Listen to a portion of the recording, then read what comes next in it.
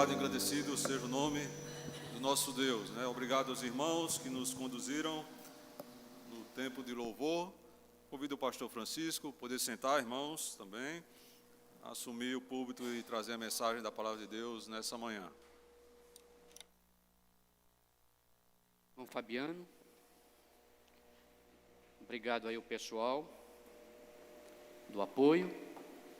Muito bom dia a todos. A graça e a paz do Senhor Jesus. Amém, irmãos?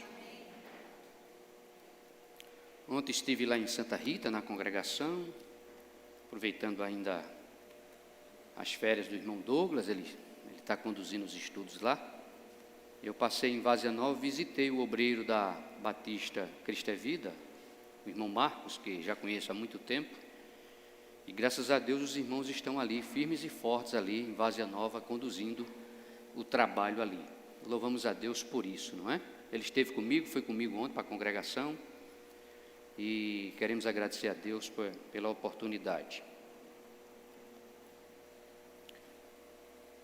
Queremos mandar uma saudação também para todos os irmãos que estão acompanhando pela internet, muitos irmãos e irmãs acompanhando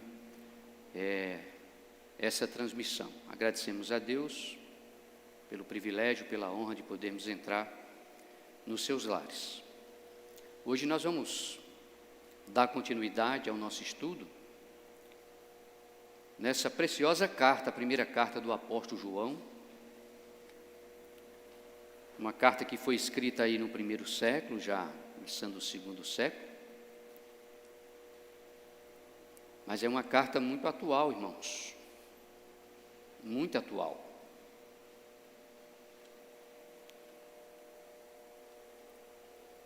Nós estamos gratos a Deus. A esposa e minha filha tomaram as vacinas, estão um pouco dodó, estão recolhidas lá em cima.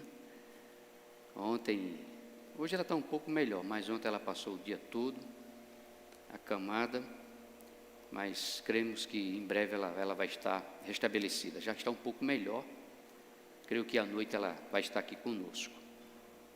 E também pedimos e rogamos a Deus, conforme o irmão Fabiano falou, muitos irmãos, né, acometidos da virose, aí mistura com Covid, um vai e vem, agora é só Covid e virose agora, né, ninguém sabe. Tem hora que você corre para um lado é Covid, quando volta para o outro é virose, e está assim nessa luta. Não se fala mais em outra doença, já perceberam, não é? Virou agora né? Nós estamos em nossa escola, iniciando mais uma vez, queremos agradecer a Deus, e é claro que os irmãos podem participar, fazendo só uma pequena ressalva quanto ao tempo, tá certo? Como o culto é transmitido, quando você intervir e pedir participação, seja bem objetivo, porque os irmãos ficam me vendo aqui em silêncio em casa, aí pensa que está todo mundo mudo, né? Irmãos, vamos abrir a palavra de Deus para 1 João. Nós, na semana passada, estudamos aí o primeiro capítulo, e hoje o nosso alvo será o capítulo 2, e até onde der aí no tempo, nós vamos caminhando, né? Não tem muita pressa. Irmãos, essa carta é muito importante para a história da igreja, para nós, para o cristão. Nós percebemos aqui que João, o apóstolo e pastor nas igrejas lá em Éfeso, naquela região, ele tem algumas preocupações, tá certo? O prólogo dessa carta, os irmãos já sabem que nós passamos a semana passada, e o prólogo ele vai do verso 1 ao verso 4, e aqui tem alguns conceitos que são importantes que o apóstolo vai desenvolver no corpo de toda a carta, tá certo? Mas é fundamental, ele está preocupado em proteger a igreja, porque os falsos mestres estavam cercando, assim como hoje também, não é diferente. Muitos falsos ensinos, né? Ensinos heréticos, que tentam desviar o povo de Deus. Mas eu poderia perguntar aos irmãos, assim, para a gente rememorar um pouco, e pensar um pouco no que nós falamos a semana passada, quando a gente olha para o prólogo, salta aos nossos olhos a finalidade do apóstolo. Qual é a sua grande finalidade ao escrever esse prólogo, ele já deixa muito claro, olhando para o prólogo, nós encontramos aqui dois grandes propósitos. Ele vai falar de comunhão no verso 4, e ele vai falar de alegria, de gozo, no verso 4, né? Verso 3 e verso 4. De maneira que nós temos aqui, olhando para essa primeira parte da carta, essa grande finalidade do apóstolo, tá certo? Ele quer promover a verdadeira comunhão, ele quer manter a verdadeira comunhão. Para isso, a igreja precisa estar muito atenta aos ensinos dos falsos mestres, que estavam tentando desviar a igreja, os crentes. Então, nasce essa preocupação em João, né? O apóstolo, o pastor, estava zelando pelos trabalhos ali. Então, qual é a grande finalidade quando nós olhamos para o prólogo da carta? São duas: a comunhão e a alegria, o verdadeiro gozo. A verdadeira alegria, ela só pode ser fruto de uma verdadeira comunhão com quem? Com Deus Pai, com Deus Filho.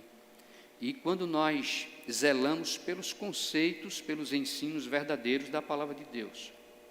Porque se você, por exemplo, dispensa alguém da Trindade, você vai deturpar todo o ensino da palavra de Deus. Nenhum dos membros da Trindade é dispensável. João vai dizer aqui: quem tem o Filho tem o Pai. Quem não tem o Filho, não tem o Pai. É óbvio, é claro, não é? Então, o que é que salta aqui aos nossos olhos, olhando para esse prólogo? Qual a finalidade do apóstolo, né? O que vimos e ouvimos, ele diz no verso 3, isso vos anunciamos para que também tenhais comunhão conosco, né? Ele coloca os outros apóstolos também, tá certo? Comunhão com os apóstolos e com a igreja, com o corpo de Cristo, que é muito importante. E a nossa comunhão é com o Pai e com o seu Filho, Jesus Cristo. E essas coisas vos escrevemos para que o vosso gozo se cumpra. É no sentido aqui de completo, tá, irmãos? Completo. Satisfeito. Entende? Então, essa é uma das finalidades do pastor. Agora, eu poderia perguntar aos irmãos, qual é o direito que esse apóstolo ou que esse pastor tem de falar? Qual é o direito que ele tem de falar? Ele deixa muito claro aqui no prólogo qual é o seu direito, não é, irmãos? Exatamente, muito bem. Convivência com Cristo, com Jesus. Ele é uma testemunha o quê? Ocular. Então, esta é a sua grande autoridade de falar. Ele testemunhou, né? Ele andou, ele conheceu Jesus. Tá certo? Então, aqui está o direito que ele tem de falar. Ele disse que viu, ele disse que ouviu, ele disse que contemplou, ele disse que tocou, não é? Mas ainda, irmãos, assim, para trazer um pouco mais a nossa memória, qual seria a mensagem do pastor olhando para o prólogo? Porque ele não só fala que teve comunhão com Jesus, que é importante, né? Que é importante, mas você não pode separar Jesus dos seus ensinos. E isto aqui é uma prática que todo cristão deve observar. Você não pode falar, ensinar algo e não procurar viver. As cartas de Paulo ensinam muito bem isso. Ele tanto ensina doutrina nas partes iniciais das cartas, como depois ele mostra a prática. Então, a doutrina e a prática têm que andar de mãos juntas, não pode separar. É por isso que ele vai dizer aí, quando você diz que o conhece, que anda, então viva como ele viveu, tá certo? Então, ele tem uma mensagem. E ele está dizendo que foi isso que ele anunciou e foi isso que eles ouviram logo no início. Pode prestar atenção. Ele diz assim: porque a vida foi manifestada, falando de Jesus, verso 2, e nós a vimos, e testificamos dela, e vos anunciamos. Ele tem uma mensagem. O pastor, ele tem uma mensagem. A mensagem dele é Jesus. Ele tanto vai falar da humanidade como da divindade de Jesus. Porque ele tem uma preocupação. Os falsos mestres estão atacando a pessoa de Cristo, que é central no cristianismo. Se você nega a humanidade, ou se você nega a divindade, você está quebrando um dos fundamentos, né, do cristianismo. Então ele tem uma mensagem. O que é que ele diz no verso 3? O que vimos e ouvimos, isso vos anunciamos, né? Então, qual é a finalidade do pastor? Qual é a finalidade do apóstolo? Né? A comunhão, a alegria, né? Qual é a autoridade que ele tem, irmãos, para falar? Ele foi uma testemunha ocular, ele andou com Jesus, ele reclinava-se, né, no ombro de Jesus, ele tinha uma intimidade, ele tinha uma proximidade muito grande com Jesus. Então, a autoridade dele, principalmente, nasce aqui, irmãos, a sua convivência com Jesus. É uma autoridade que tem todo o respaldo para falar, para ensinar, entendeu? Então, ele está usando esse fundamento para firmar a igreja. Ele aqui está exortando a igreja por um lado, e ao mesmo tempo prevenindo dos falsos mestres, dos falsos ensinos, que é notório também há no nosso tempo. Então, quando nós chegamos no versículo 5,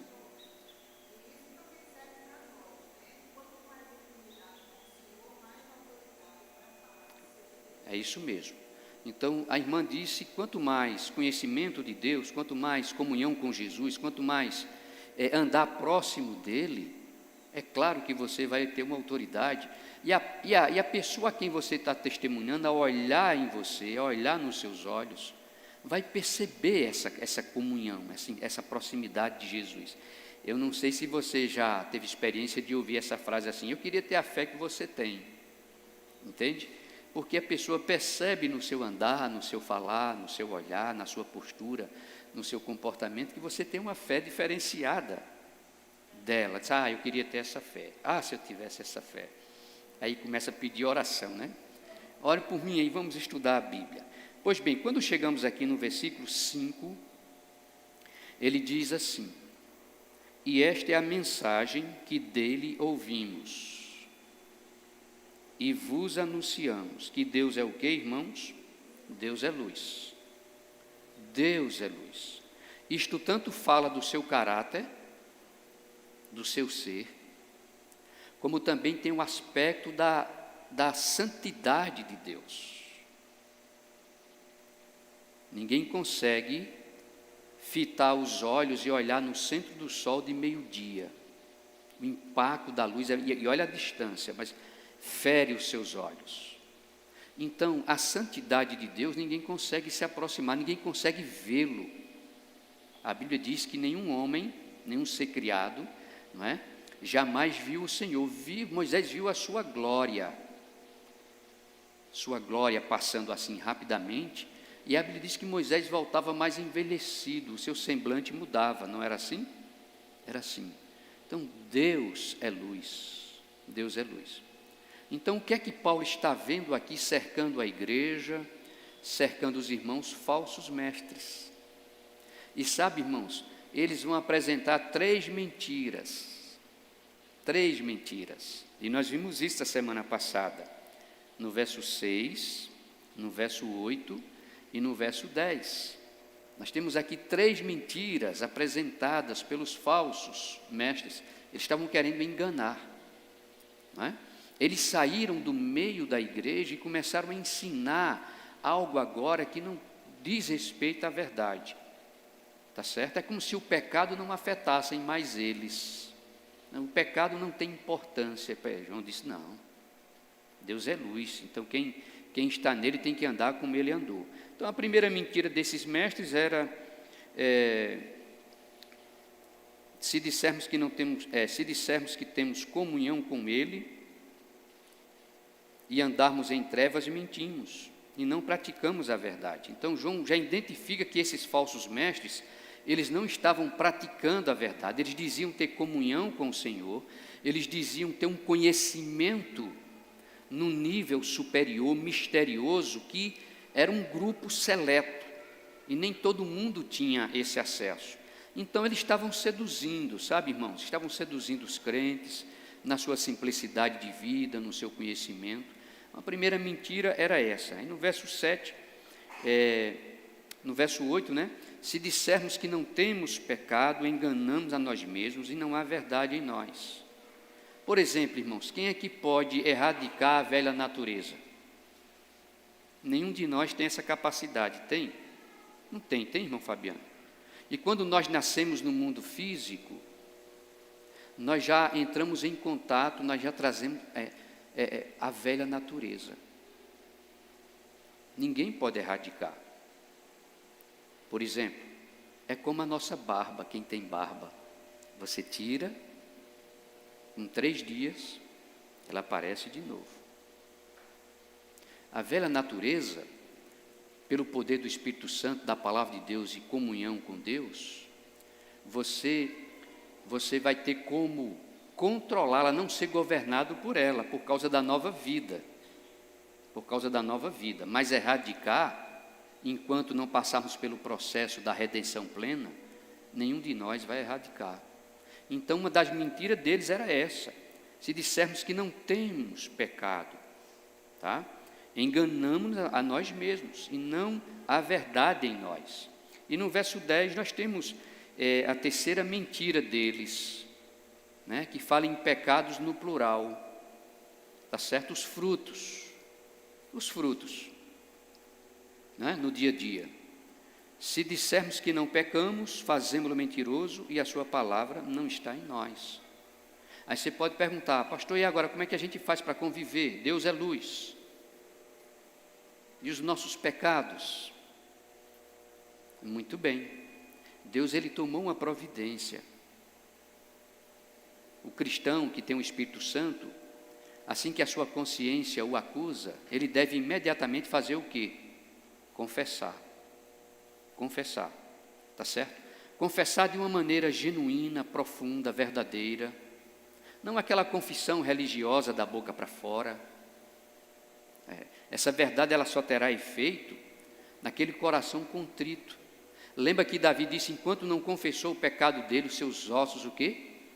Né? Envelheceram, apodreceram. Mas ele disse que quando confessou, tem até um cântico aqui, né? Enquanto eu calei o meu pecado, né? Mas quando ele confessou, ele tem a comunhão restaurada, a paz, né? Então, uma das preocupações de João que ele está identificando é que esses ensinos, ele pode perverter a vida do cristão, se ele se deixar levar por essas mentiras, tá certo? É como se dissesse, não tem jeito, não tem jeito, nós somos pecadores, vamos viver. E aí João disse, não, calma aí, você que é crente, você que está dentro do corpo. Então, quando nós chegamos aqui no capítulo 2, que a gente vai olhar alguns pormenores, né? Nós vamos perceber aqui que João ele é muito amável com a igreja. Ele é muito amável. João já é uma pessoa muito experimentada.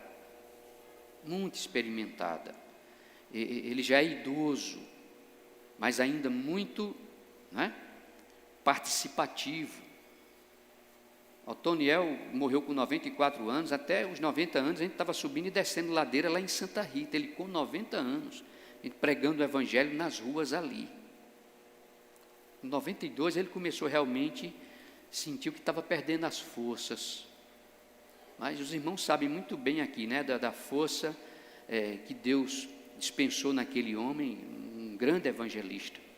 Nós somos testemunhas oculares, nós podemos falar, não é? Nós convivemos com ele, e muitas pessoas conviveram. Uma pessoa com quase 100 anos de idade conhece, tá certo? Então, quando nós chegamos aqui no capítulo 2, João, ele muda um pouquinho o tom da sua fala. Ele vem tratando desses falsos mestres que querem promover o engano no ciclo do povo de Deus. Ele muda um pouquinho o tom, ele quebra o seu tom, a sua fala e diz assim: meus filhinhos. É uma expressão de afeição, carinhosa, de atenção, de cuidado, de zelo, né? Então João, ele tem essa intimidade com esta igreja, tá certo? Com este povo. Meus filhinhos, estas coisas vos escrevo, para que não, o que, irmãos? Para que não pequeis. O pecado, uma das melhores definições de pecado, está aí no capítulo 3,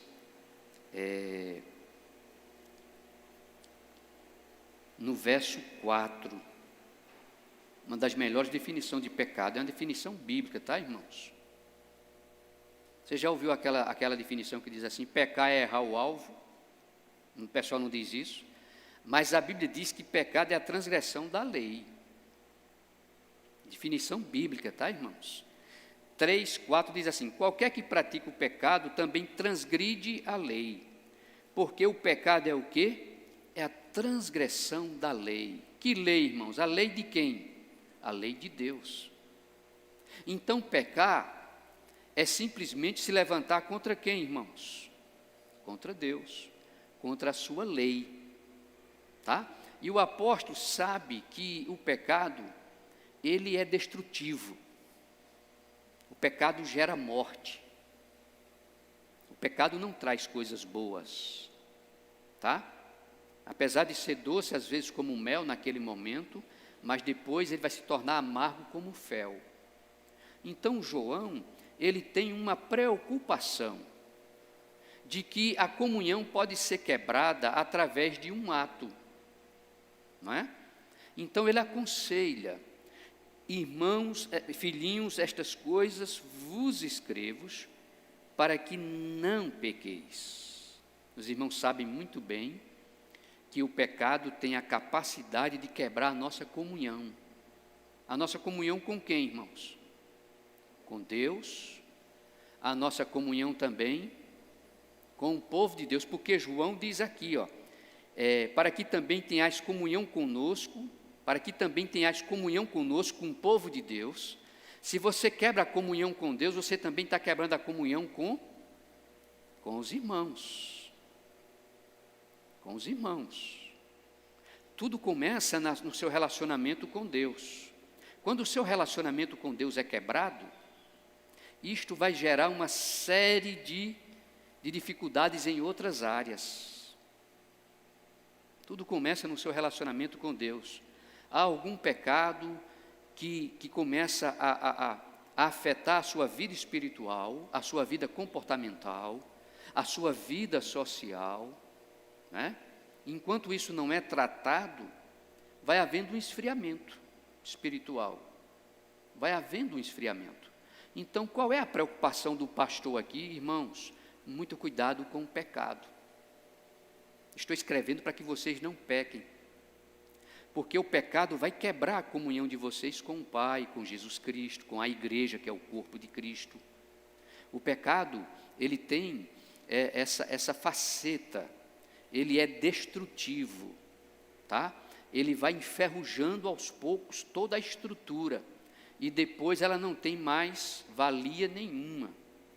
Então, o pastor aqui, ele tem uma preocupação, mas ele sabe que todos os crentes, ele também sabe, porque ele se coloca também, ele sabe que todos os crentes não podem erradicar a velha natureza. Nós temos, todos nós, o quê? A velha natureza. Nós ganhamos uma nova? Ganhamos. E haverá uma luta ali. Tá certo? Então, mentir é quebrar a comunhão com Deus, Mentir é alimentar a velha natureza e ela vai começar a sobressair.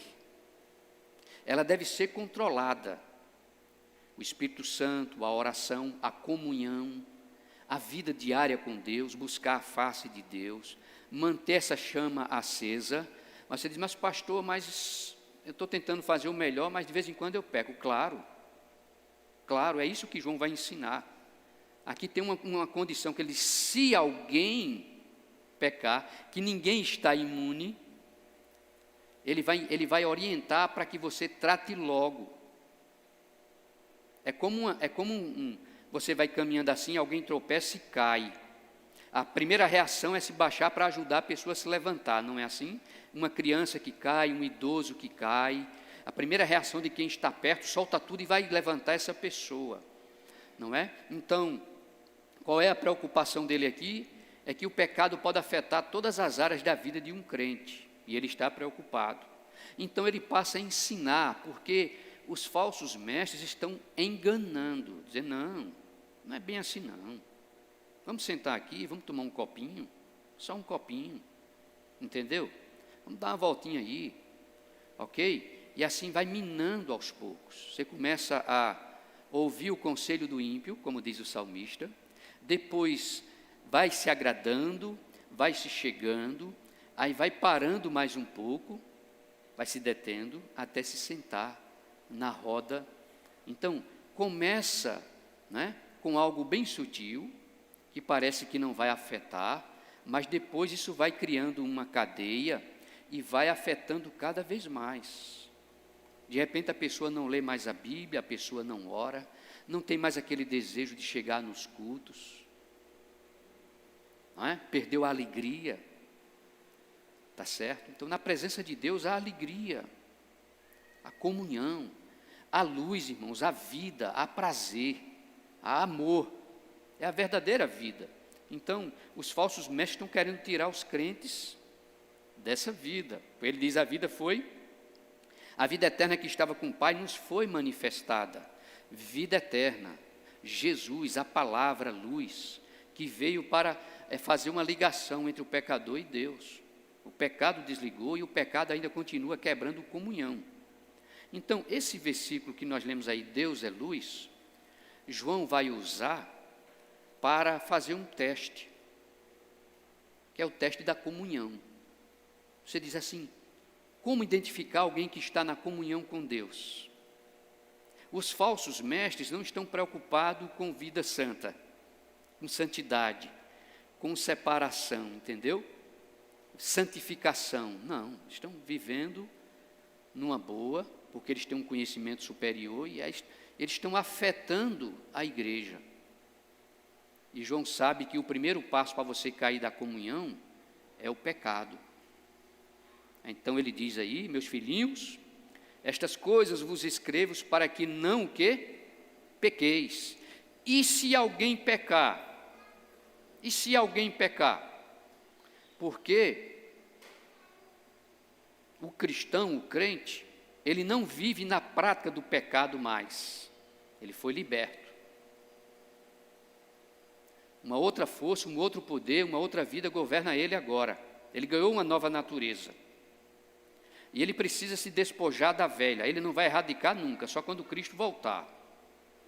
Não é? Então, se você cochilar e der oportunidade, você pode ter 200 anos de cristianismo, de igreja. Mas a queda pode acontecer. Porque ela está lá, ela pode estar subjugada, entendeu?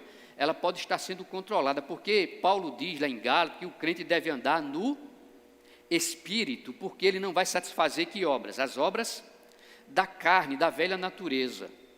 Então perceba que Paulo fala das obras da carne e das obras do Espírito, não é? Fruto, melhor dizendo, né? Fruto do Espírito e o fruto da carne. Quando nascemos fisicamente, irmãos, nós já entramos em contato com a velha natureza. Ela está presente em nós. Agora, quando nascemos de novo, ganhamos uma nova o quê? Uma nova natureza, e é nessa vida que nós devemos andar. Então, os falsos mestres estavam querendo continuar na velha vida, e além disso estavam seduzindo os crentes para também acompanharem. Porque geralmente uma pessoa que cai na fé, que cai na comunhão, ele fica desgostoso. E o que ele vai falando vai minando também quem está ouvindo ele, entende? Vai minando aos poucos. Ele vai colocando os pontos de vista dele ou dela, vai mostrando que não é bem assim, que a igreja está assim, que a liderança é assada, que fulano e beltrano é assim, tal, e vai minando devagarinho, vai minando, é como um ferrugem. Se não for erradicado logo no início, ele vai corrompendo tudo. Então, o pastor está preocupado, sabe, irmãos? E nós que somos crentes aqui, todos nós devemos ter essa preocupação. O pecado, ele é letal, ele é fatal, ele corrompe, ele quebra, ele traz morte, ele quebra toda uma estrutura. Mas às vezes não é assim como num piscar de olhos, não, entendeu? Ele é bem sutil, ele entra e vai trabalhando aos poucos. Então você que é crente em Cristo Jesus, a preocupação do apóstolo, a preocupação pastoral é para que você seja sempre vigilante. Pessoas aqui que já trabalharam no exército, hoje, o irmão Tiago ainda está na ativa, às vezes você é convocado para ficar na guarita, não é? Você não pode cochilar, pode dar uma cochilada, mas não deve, não pode.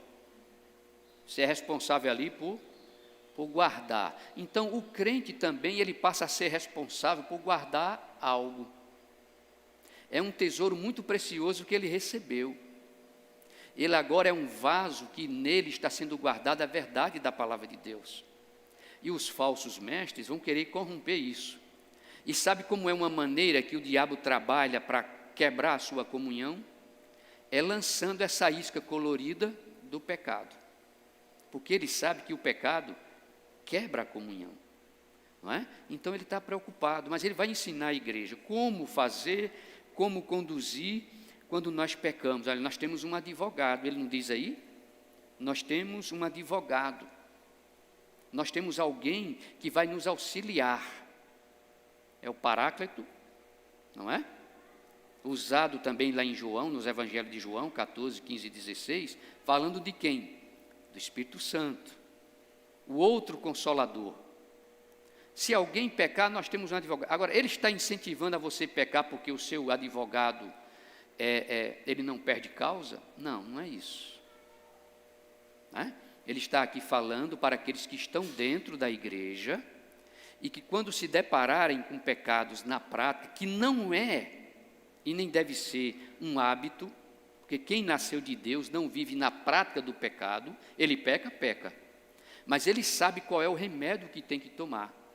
E o próprio João aqui, ele diz isso no primeiro capítulo, no versículo 9, que imediatamente você deve o quê?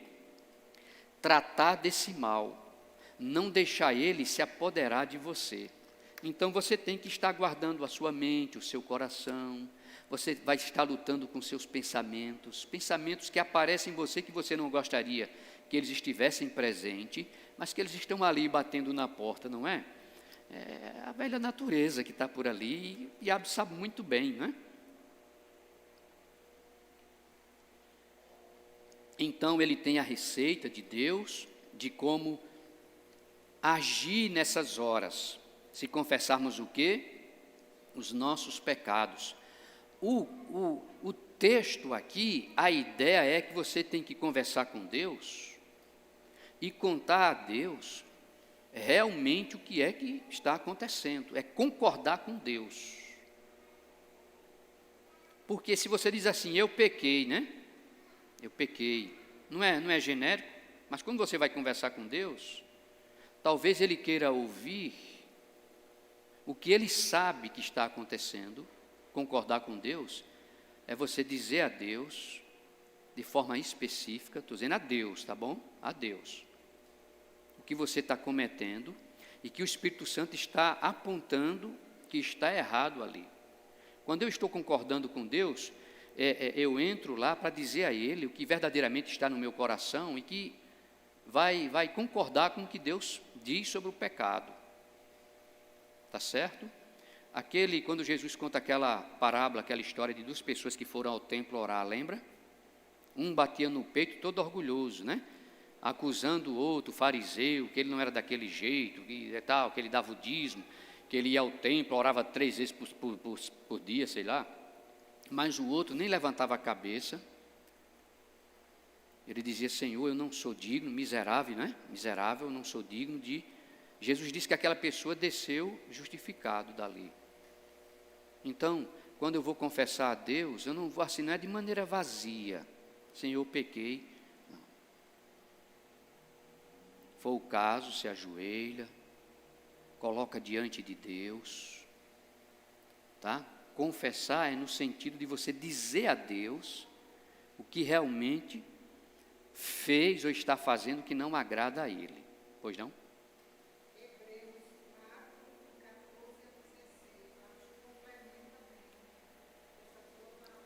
Júlia, Hebreus 4.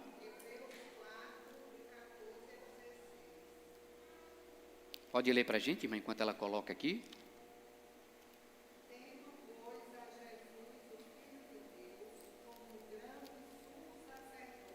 Amém.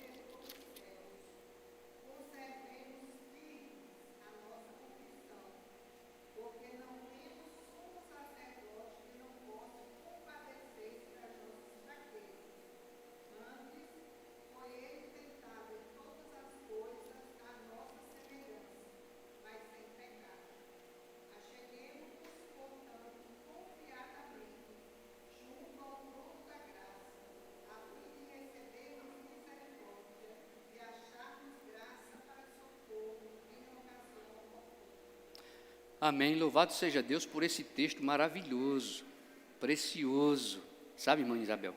O texto está dizendo que nós temos um grande sumo sacerdote. Jesus não é só o nosso Salvador, Ele é o nosso advogado, Ele é o nosso grande sumo sacerdote, Ele é aquele que se levanta para defender nossas causas, não é?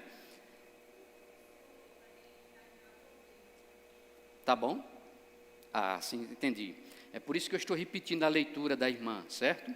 Então a irmã leu, visto que temos Hebreus 4,14, visto que temos um grande sumo sacerdote, Jesus, Filho de Deus, que penetrou nos céus, retenhamos firmemente a nossa confissão, porque não temos um sumo sacerdote que não possa compadecer-se das nossas fraquezas, porém um que, como nós, em tudo foi tentado, mas sem pecado. Cheguemos, pois, com confiança ao trono da graça, para que possamos alcançar o que? Misericórdia e achar graça, a fim de sermos ajudados em tempo que? Oportuno. Quem sabe esse tempo oportuno seja justamente essa experiência que os crentes estão vivendo e que cada um de nós também pode viver. Tempo oportuno, tempo de procurar ajuda, de procurar o advogado, o sumo sacerdote, o ajudador, aquele que tem a autoridade para se levantar e dizer: olha, pecado confessado é o quê? É pecado perdoado. Agora, é só da boca para fora, irmãos? Não, não é essa confissão que ele quer. Isso, exatamente. A questão da comunhão, de andar na luz, tem muito a ver com a prática. Como é que você diz que confessou e ainda continua no mesmo? Não houve uma confissão verdadeira, não foi genuína, não é? Não procurou em tempo oportuno para quebrar essa corrente que estava se formando de pecado na vida do crente, que abate ele, que derruba ele, que quebra a sua comunhão com o Pai. Então nós temos quem, irmãos? Alguém, um advogado, para com o Pai. Jesus Cristo o quê? O justo. Jesus Cristo, o justo, tá certo? Então aqui, nesse versículo, primeiro versículo, meus filhinhos, a expressão de amor, calorosa, né, fraterna, cuidadosa, né, muito carinho expresso aqui pelo apóstolo, pelo pastor. Filhinhos, estas coisas vos escrevo, né, para que não pequeis. É por isso que eu estou escrevendo isto. Esta é a minha preocupação. O pecado vai derrubar você. O pecado vai quebrar a comunhão. O pecado, ele vai neutralizar você.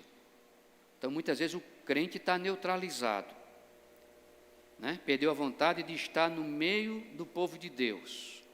Perdeu a vontade de ouvir a palavra de Deus, de expressar o seu agradecimento através de louvores, adorá-lo na beleza da sua santidade. Irmãos, pode ter certeza,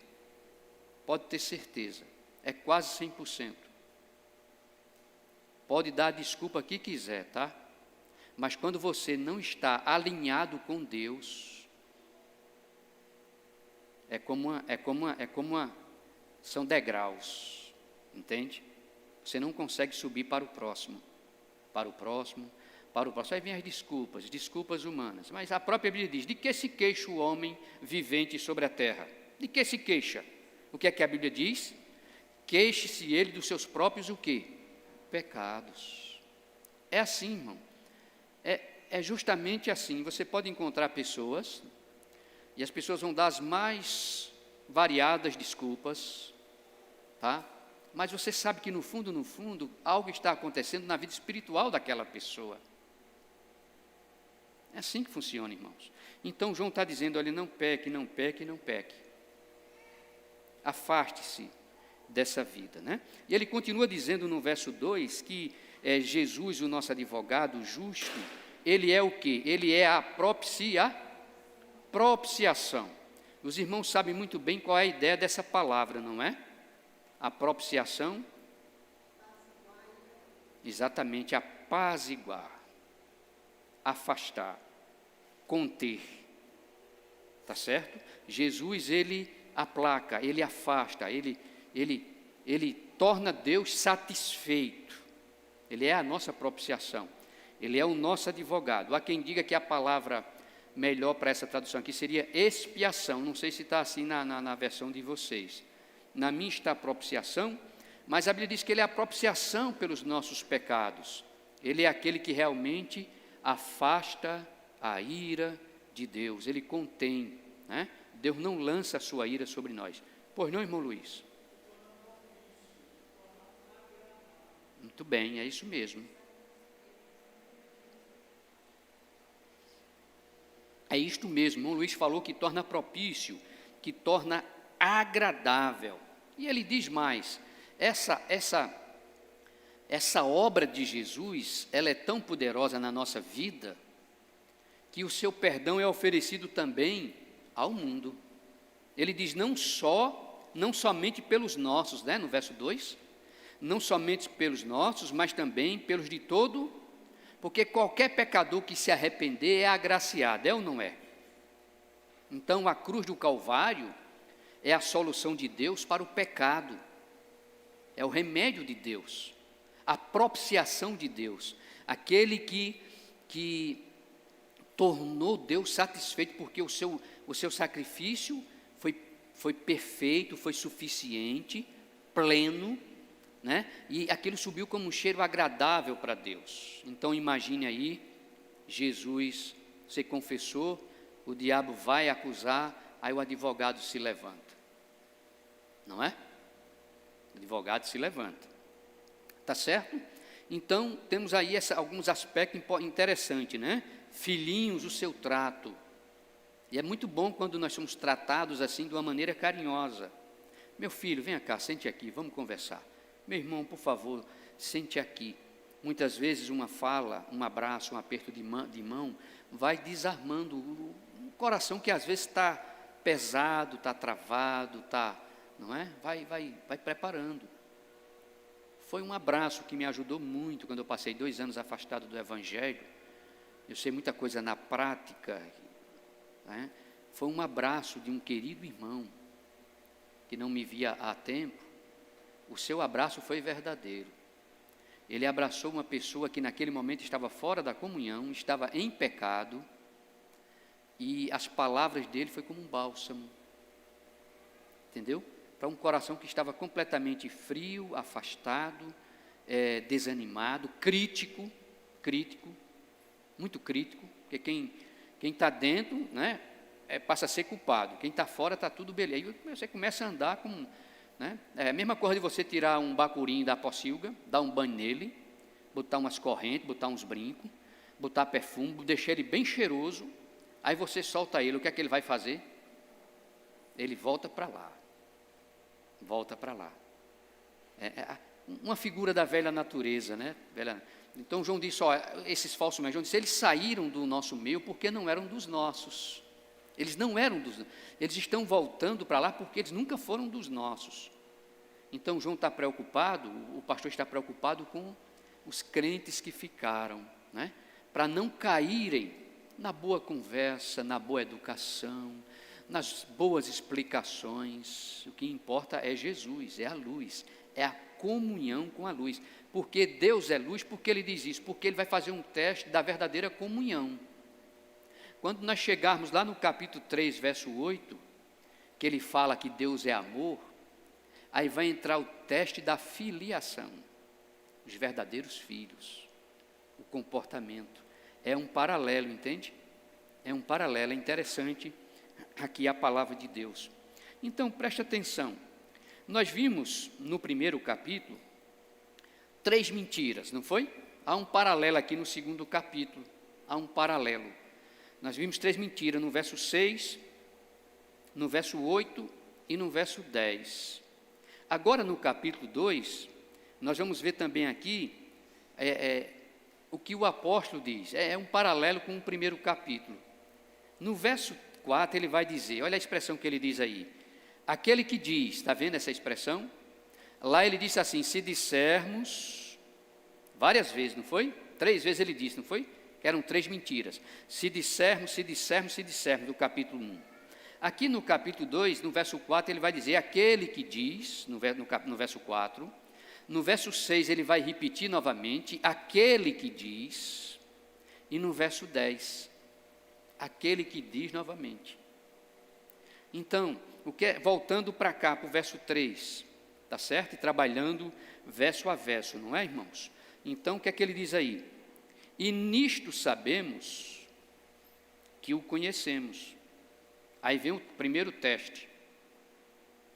Deus é luz, ele diz, não é? Como testar a comunhão verdadeira? Ele está dizendo, nisto sabemos que o conhecemos. Se guardarmos o quê?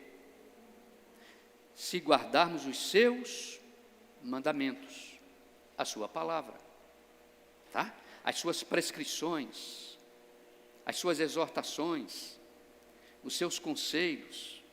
Então ele diz, aquele que diz, eu conheço e não guardo os seus mandamentos, é o quê? É mentiroso. E nele não está a verdade.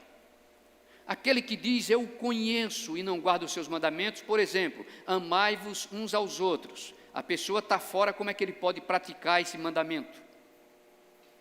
Ele vai acusar. É uma igreja sem amor. É uma liderança sem amor.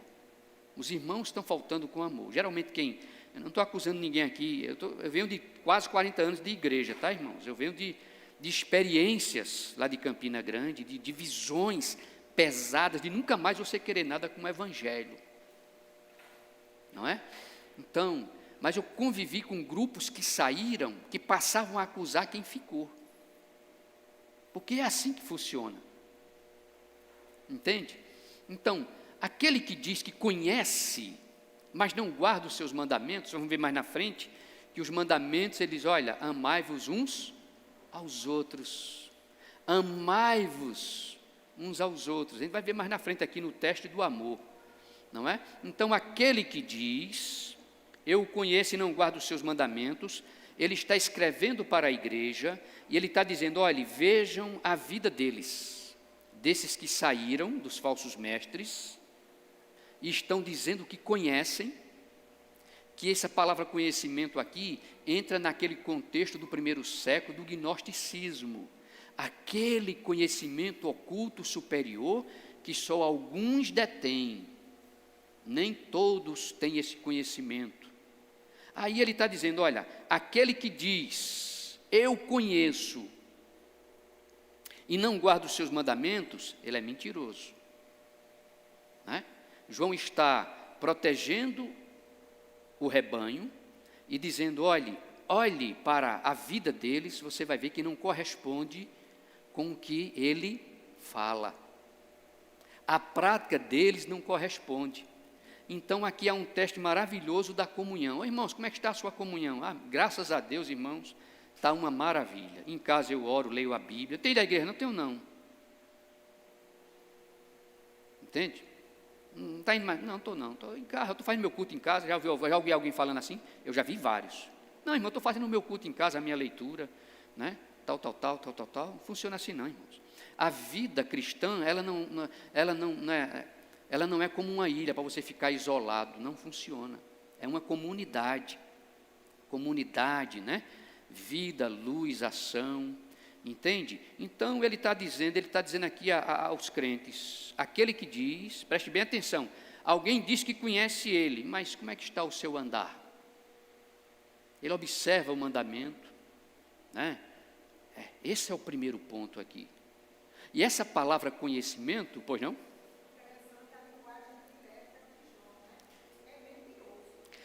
Exatamente. Exatamente.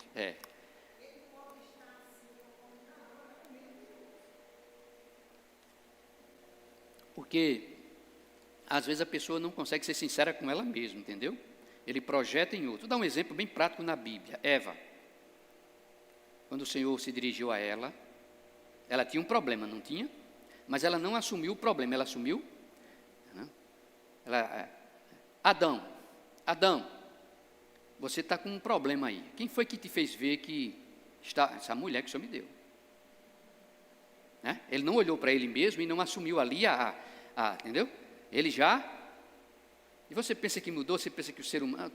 Irmãos, todos nós somos assim, tá certo? Ou num grau maior ou menor, nós temos essa habilidade de nos esquivarmos, sempre nos escorando em alguém.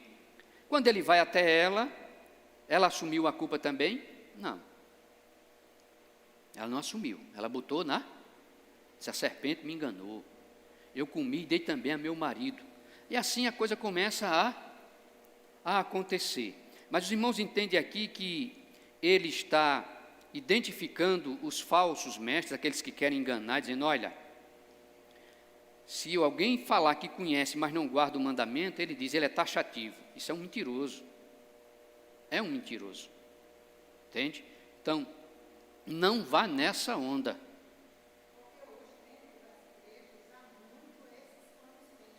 Isso.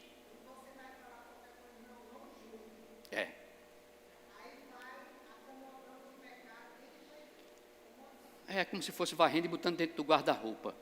Não é debaixo do tapete. Não é assim? Mas, pois bem, mas os irmãos percebem aqui a palavra conhecimento, conhecer, tá?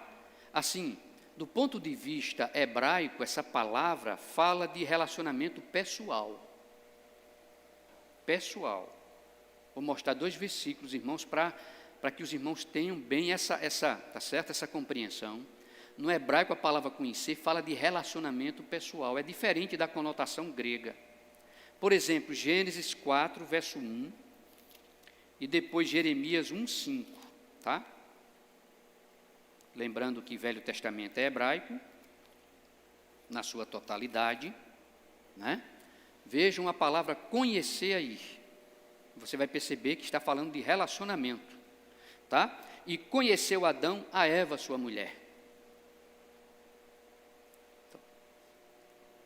Pano de fundo judaico, a palavra conhecer é relacionamento pessoal. Olha o que Deus disse a Jeremias, em Jeremias 1,5.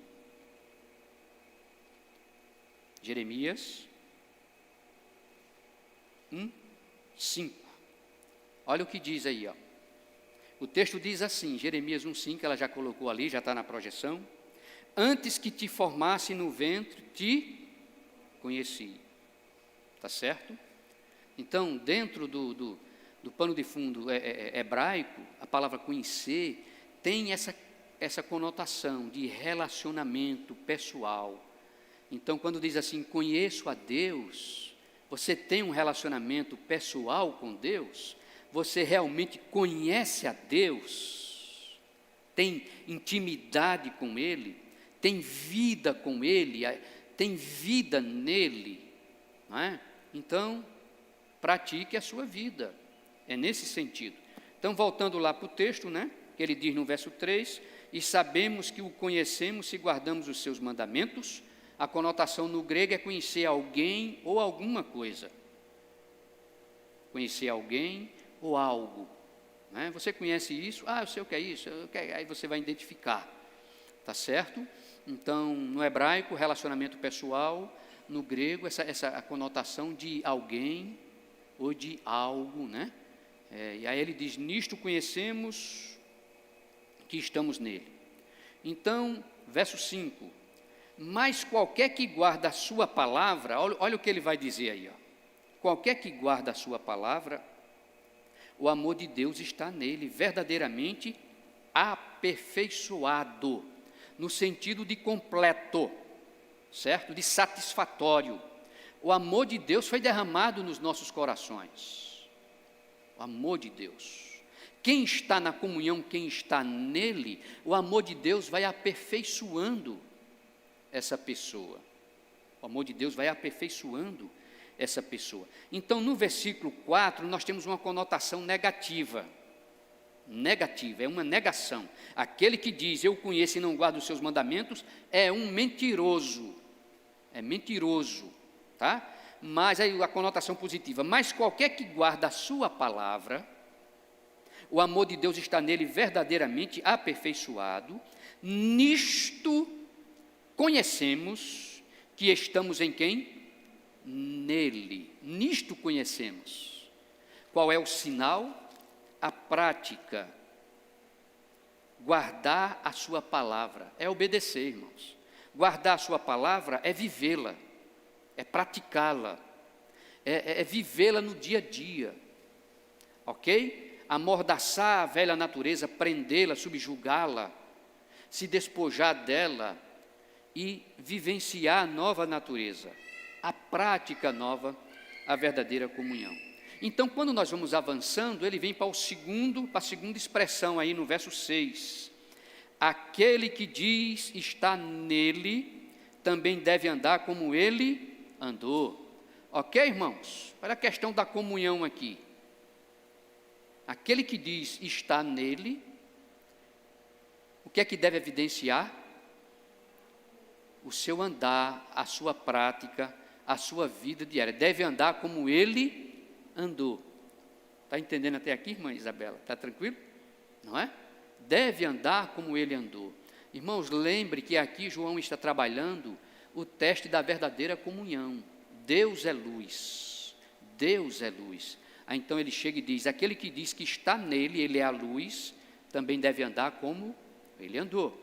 Então, se alguém na prática não anda, está o quê?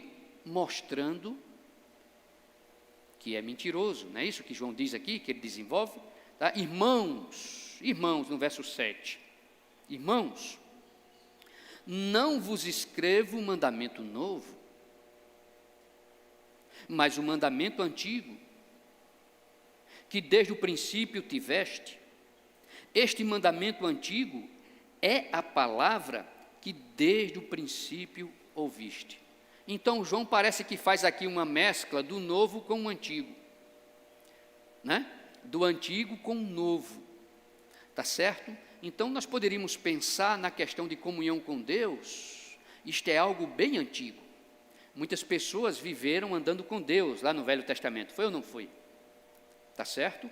Digamos que nessa perspectiva, o antigo vem desde o Velho Testamento de pessoas que andaram com Deus, que estavam em Deus, tá? Mas ao mesmo tempo, ele diz assim, irmãos, não vos escrevo um mandamento novo, mas um mandamento antigo, que desde o princípio ouvistes. Agora, eu acho interessante o que o próprio João diz no Evangelho, lá em João 13, tá? João 13, vamos abrir aqui, verso 34.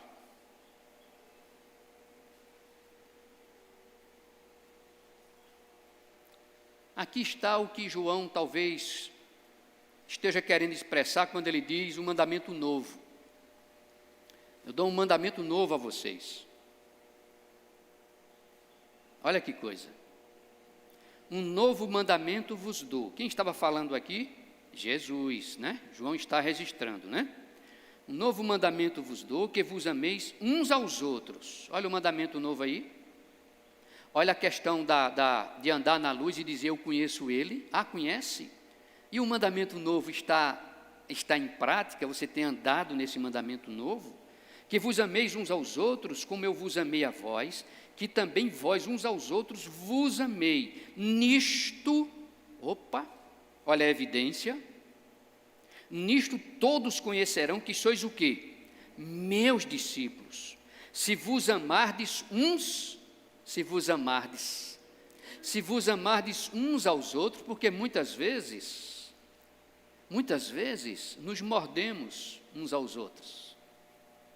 Mas ele está dizendo que o mandamento novo é esse, o amor que deve governar aqueles que experimentaram o verdadeiro amor de Deus em Cristo. Ele está dizendo, esse é o mandamento, esta é a prova. Você conhece ele e você diz que anda na luz, eu tenho um mandamento novo para você. O amor deve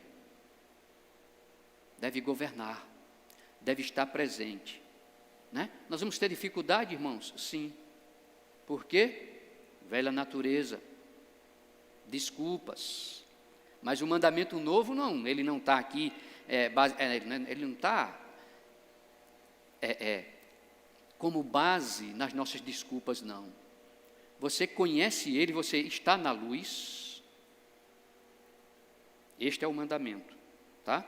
Outra vez vos escrevo, verso 8, um mandamento novo, que é verdadeiramente nele e em vós, porque vão passando as trevas, e já a verdadeira luz o quê? Ilumina. A verdadeira luz ilumina. Quem é a verdadeira luz? É Ele, Cristo. Eu sou o quê? A luz do mundo. O mundo que jazia em trevas e de repente chegou a verdadeira luz. E todo mundo que corre para Ele vai para a luz. E quem está na luz deve andar como Ele andou. João está aqui atacando o falso ensino e a falsa prática desses hereges que saíram do meio da igreja, mas ao mesmo tempo nos ensina, como crentes em Cristo, né, a sermos zelosos, a defendermos a verdade. Quando João aqui é um defensor da verdadeira fé, ele é um defensor da verdade, da vida, do amor, da comunhão, da luz, e ela está sendo combatida com o erro. As trevas estão querendo espaço no meio da comunhão do povo de Deus, para corromper, para quebrar a comunhão, tá? E o pecado, quando ele entra, ele causa os seus estragos. Quando a gente abre a porta e ele põe o primeiro pezinho, tenta entrar e depois vem a quebradeira geral, afeta todo mundo. É assim ou não é? É assim. Por que é que ele está dizendo, olha, se contenham, não peque, porque vai estragar toda a estrutura, vai derrubar, entende? Vai quebrar a comunhão. Muitos vão enfraquecer na fé, outros vão criticar, outros vão correr, outros vão sair, outros vão dizer assim, eu nunca mais quero saber de igreja. Igreja só tem confusão. É um povo que quer ser santo, mas quando nós vamos para lá, não é assim? Sabe por que eu aprendi a ficar na igreja e conviver na igreja? Porque eu aprendi que a igreja é como um hospital. Porque na minha primeira experiência com a igreja, eu pensei, por aquilo que passavam, que era um lugar era um jardim cheio de rosas. Mas não, eu não sabia que tinha tantos espinhos. Mas ouvi de um grande pregador do século passado que a igreja, ela é como um hospital. Ela vai cuidar de pessoas doentes de almas, uma velha natureza, habitando nela, né? E ela aprendendo a colocar em prática o que Jesus fala. Ela aprende a a todo dia matar um leão. Já ouviu essa frase? Você todo dia tem que matar um leão. Agora, você sabe onde é que está esse leão? Está dentro de mim, está dentro de você.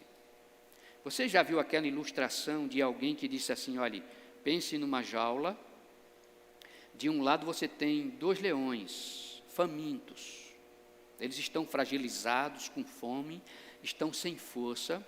De um lado é um leão da carne, na jaula.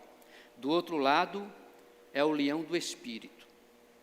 Aí ele disse, aquele que você alimentar mais é o que vai se sobressair. Na verdade, nós temos que parar de alimentar todo dia o leão da carne e deixá-lo cada vez mais desnutrido, sem força, lá no canto da jaula. Agora lembre-se, Deus ainda não tirou ele, de maneira que eu tenho um leão feroz dentro de mim e você também tem. Se catucar, se mexer, você vai ver que ele está lá. Você vai ver que ele está lá, não é? Então, equilibrar com o quê? Com a palavra. Ele vai dizer, vós tendes o quê? O Espírito, a unção em vós. Vós tendes a palavra de Deus. Entende, irmãos?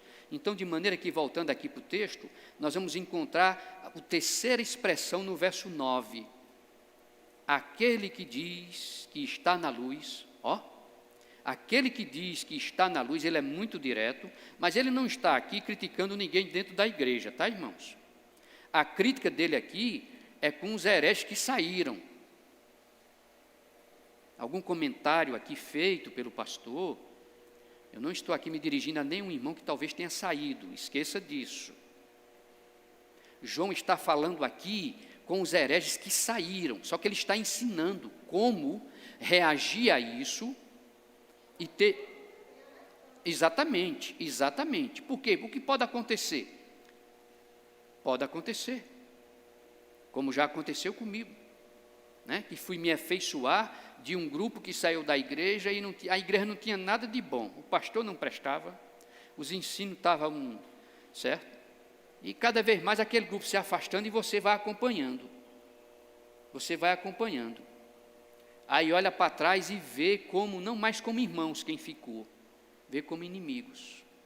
Aí eu passei a comer a mesma comida deles, a falar da igreja, do pastor, da liderança. É assim que funcionava. É assim que funciona quando você entra nas trevas. Não tem meio termo, né? Ou você está na luz, se não estiver na luz, né? Mas se não estiver na luz, outra coisa vai governar, outra coisa vai reinar. Então aquele que diz que está na luz e odeia seu irmão, até agora está nas trevas. Parece que esses líderes que saíram estavam demonstrando um certo ódio pelos irmãos que ficaram. Porque geralmente, irmãos, é um comentário que eu volto no tempo, não é do nosso ministério aqui, não. Geralmente quem sai parece que lança uma rede e quer arrastar também alguém. Estou dizendo por experiência.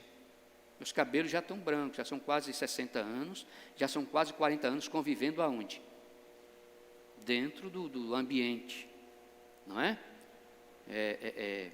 Então, vivi experiências que muitas vezes você senta e você começa só, é melhor ouvir e deixar o tempo passar, né? Porque Deus vai trabalhar. Mas aqui João está acusando o grupo que saiu e que estava demonstrando um certo ódio, tá bom? Então, aquele que ama a seu irmão está onde? Verso 10, está na luz. Acho que eu paro aqui no verso 11 hoje, tá bom, irmãos? Tá bom? Aquele que ama seu irmão está na luz, e nele não há o quê? Escândalo nenhum. Irmãos, percebam que aqui João está trabalhando o teste da verdadeira comunhão. Verdadeira comunhão é andar na luz. Quem é a luz? Jesus, é Deus. Como manter a comunhão com Ele?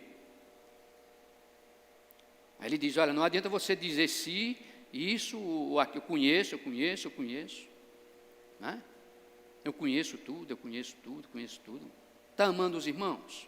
Está andando na luz? Está pagando o preço? Né? São coisas como essa. Então, verso 11, né?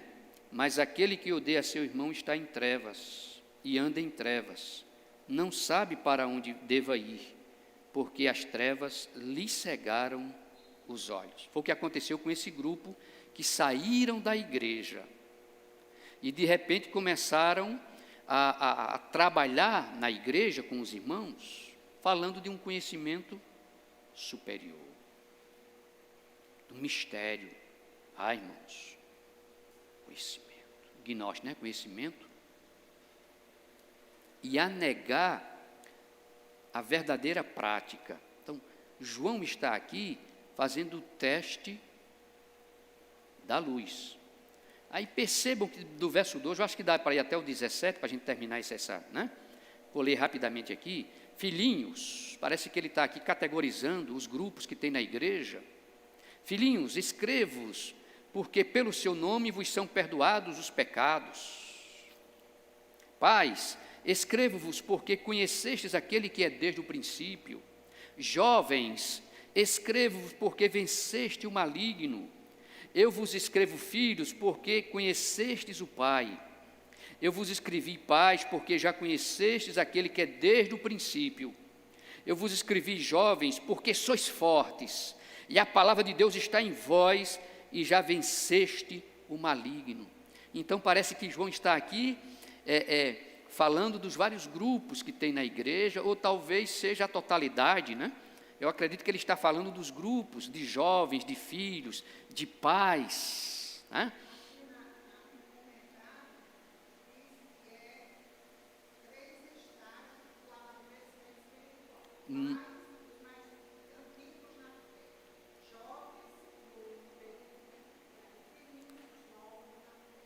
É interessante que ele começa com a expressão aí, irmão, filhinhos, os seus pecados são perdoados, o primeiro estágio, a justificação, né?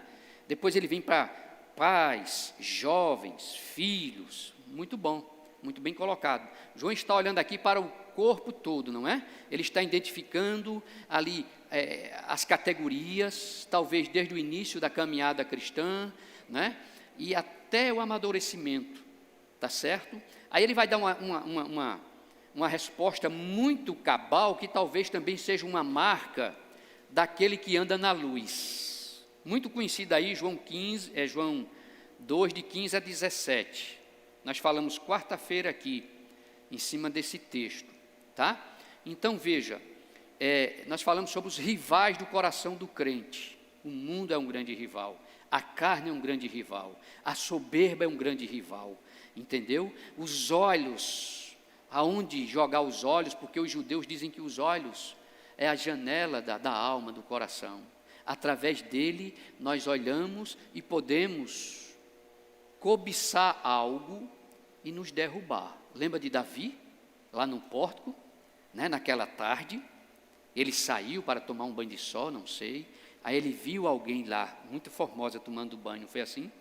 Então, seus olhos viram. Ele deveria o quê? Uma hipótese. Aí ele viu, se agradou, cobiçou, mandou buscar. Passou a ser governado pelo desejo, pelo pecado. E ele caiu, não é? Ele caiu. Sim, irmão Luiz?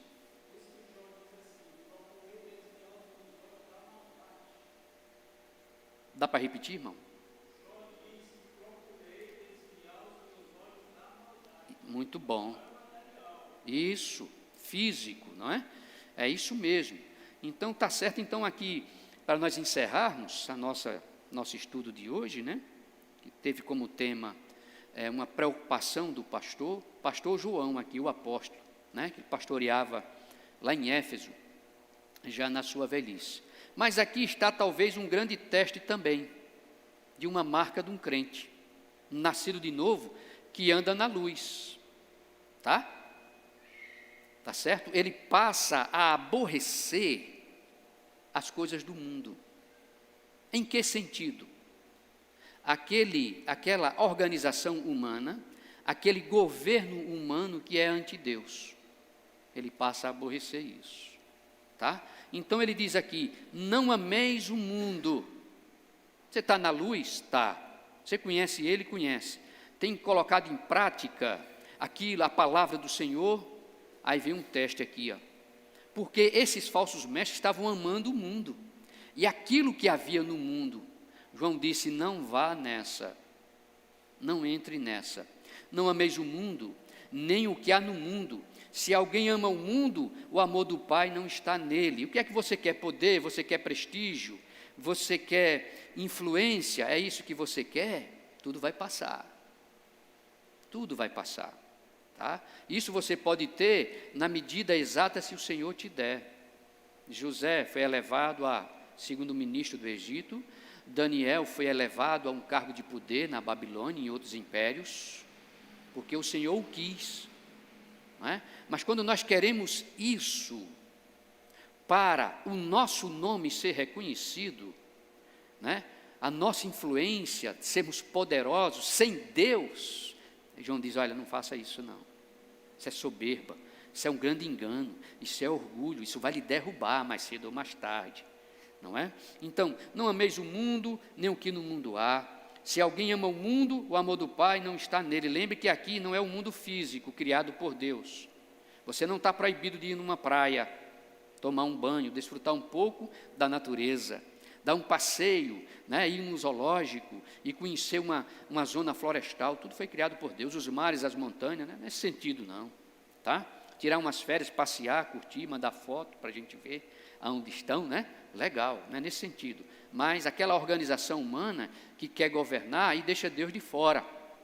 Cuidado, tá certo? Porque tudo que há no mundo, a concupiscência da carne, a velha natureza governando, a carne governando, tá?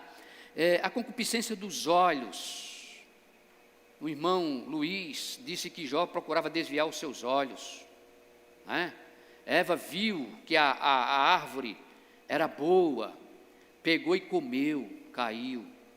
Davi viu aquela mulher, se agradou, né? Foi atraído, deixou esse sentimento governar o seu coração, descer até o seu coração, caiu. Paulo disse, aquele que estiver em pé, muito cuidado, porque você pode cair, né? Lembrar, irmãos, lembre muito bem, tá? Lembre que eu e você, em nós, há uma velha natureza e há uma nova, tá? É preciso mortificar a velha, Paulo diz, tá certo? É preciso mortificar. Então, porque o que há no mundo, a concupiscência da carne, né? A concupiscência dos olhos, a soberba da vida, a fama, a glória, o orgulho, ser alguém, né? Muito cuidado, tá certo? Não é do Pai, mas é do mundo. Não é do Pai, é do mundo. E ele diz, por que amar um mundo nesse sentido? Por que abraçar o mundo nesse sentido? O mundo passa, a sua concupiscência, o seu desejo. Mas aquele que faz a vontade de quem? De Deus, ele vai permanecer para sempre. Então, nós temos aqui amor e ódio. Amor e ódio, não é?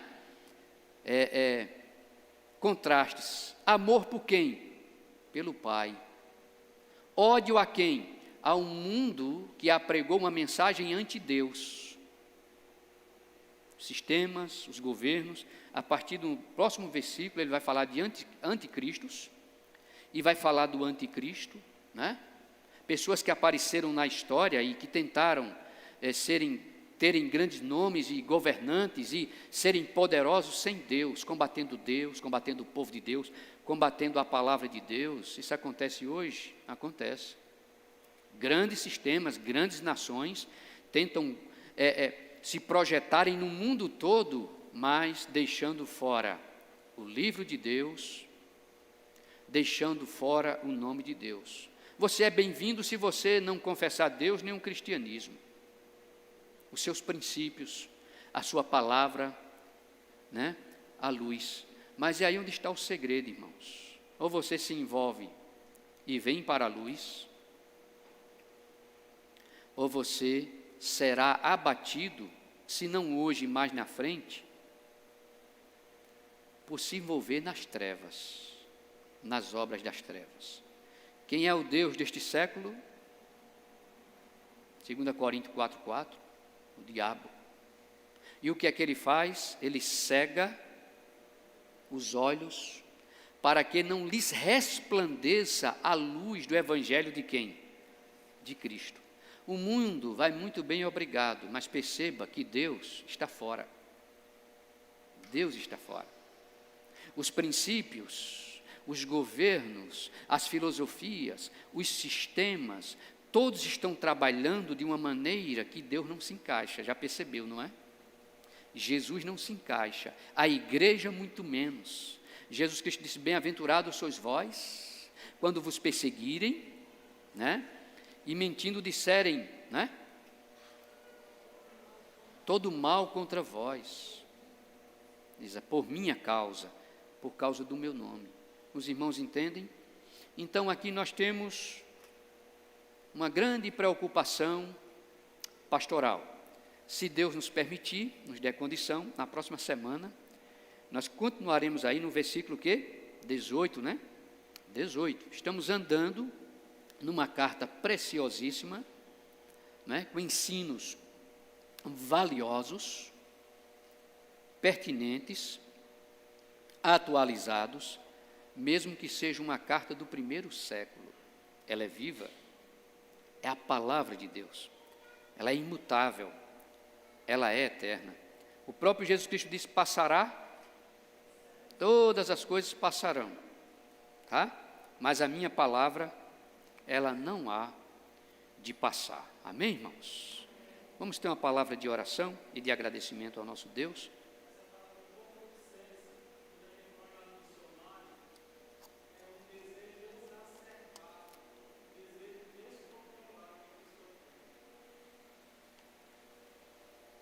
Ótimo, boa observação. Concupiscência, um desejo exacerbado, descontrolado, desgovernado. Ok? É nesse sentido mesmo. Mas aquele que tem o Espírito, aquele que anda na luz, ele é governado por Deus e pela sua palavra. Então, meus irmãos, filhinhos, jovens, pais, vocês conhecem a verdade. Vocês têm vencido o maligno. E João, na sua preocupação pastoral, ele diz, olha, não ameis esse mundo. Tá? Muita cautela com as influências que estão lá fora, que parece bom, que parece agradável. É uma isca bem colorida. Ele só não mostra que aquela isca ela está sustentada por um fio enferrujado, que vai trazer a gangrena, que vai ser fatal. Irmãos, ficamos de pé por alguns segundos, vamos orar, agradecendo ao Senhor por esse tempo, aqui diante da palavra do nosso Deus. Como é bom, como é agradável, quando nós nos colocamos diante da sua palavra.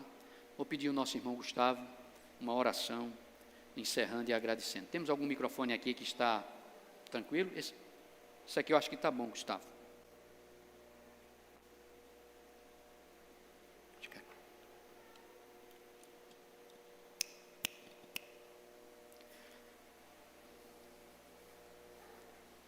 Oremos.